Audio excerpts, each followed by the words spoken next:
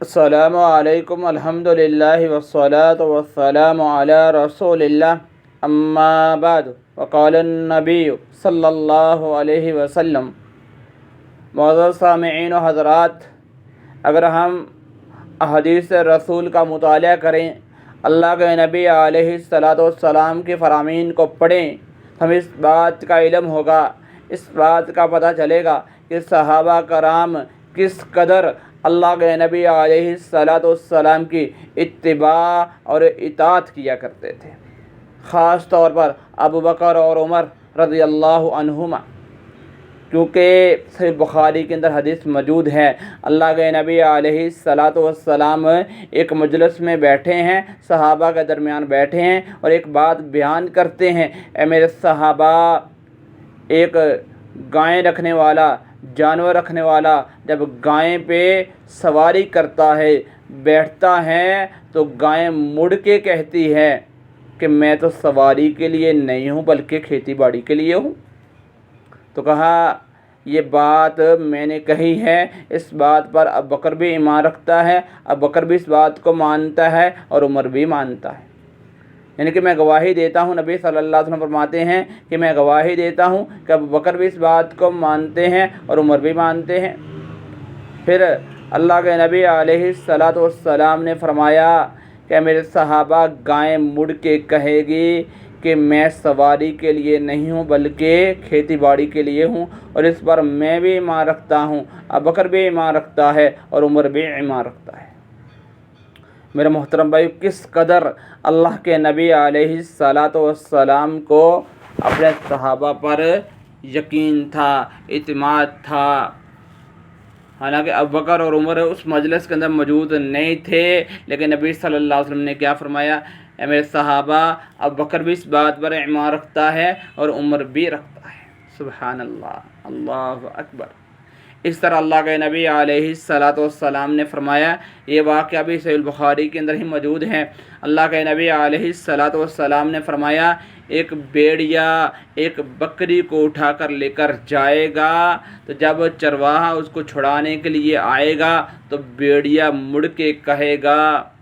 آج تو اس کو بچانے کے لیے، چھڑانے کے لیے آ گیا ہے، ذرا بتا اس دن ان کو کون چھڑانے کے لیے آئے گا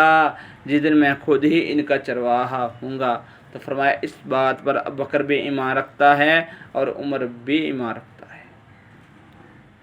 تو میرے محترم بھائیوں، یہ تھا صحابہ کرام کا ایمان، یہ تھا صحابہ کرام کا اسلام، دین، اور اللہ کے نبی علیہ الصلاۃ والسلام کی بات کو ماننا اور تسلیم کرنا اور اپنی زندگی کا حصہ بنانا۔ اس لیے تو رب العالمین نے کہا تھا، رضی اللہ عنہم ورضوا عنہ، کہ میں ان سے راضی ہوں، یہ مجھ سے راضی ہیں۔ تو میرے محترم بھائیوں، اس لیے تو رب العالمین نے کہا نا، فَإِنْ آمَنُوا بِمِثْلِ مَا آمَنْتُمْ بِهِ فَقَدِ اهْتَدَوْا، فرمایا جو میرے صحابہ جیسا ایمان لے آئے گا وہ ہدایت یافتہ ہو جائے گا۔ تو میرے محترم بھائی، اگر ہم نے سنت پر عمل کرنا ہے تو ان لوگوں کے ایمان کو، اسلام کو جان لو کہ یہ کیسے لوگ تھے، کیسے تھے اسلام کو ماننے والے، کیسے تھے رسول اللہ صلی اللہ علیہ وسلم کی باتوں کو تسلیم کرنے والے۔ ان لوگوں سے جان لو کہ اسلام پر، دین پر، اللہ کے نبی علیہ الصلاۃ والسلام کے فرمان پر عمل کیسے کرنا ہے، سنت کو ماننا کیسے ہے، سنت پر عمل کیسے کرنا ہے۔ جاننا ہے تو ان لوگوں سے جانو، ابو بکر عمر سے جانو، کہ جن کی غیر موجودگی میں بھی اللہ کے نبی علیہ الصلاۃ والسلام نے گواہی دی ہے کہ میری بات کو ابو بکر بھی مانتے ہیں، عمر بھی مانتے ہیں۔ اور عمر رضی اللہ تعالیٰ کے بارے میں حدیث کے اندر آتا ہے کہ اللہ کے نبی علیہ الصلاۃ والسلام کو عمر رضی اللہ تعالیٰ عنہ نے کہا، اللہ کے نبی جی، آپ مجھے ہر چیز سے بڑھ کے محبوب ہیں لیکن جان سے نہیں۔ تو اللہ کے نبی صلی اللہ علیہ وسلم نے فرمایا کہ تو ایمان والا نہیں ہے عمر۔ تو فرمایا اللہ کے نبی جی، میں آپ سے اپنی جان سے بڑھ کے محبت کرتا ہوں۔ تو میرے محترم بھائیوں، آئیں، اگر ہم نے سنت پر عمل کرنا ہے، سنت کو اپنانا ہے، پھر ان لوگوں کے ایمان کو جاننا ہوگا، ان کے اسلام کو جاننا ہوگا، تب جا کے ہم بھی ایمان والے، اسلام والے بنیں گے اور رب العالمین کل قیامت والے دن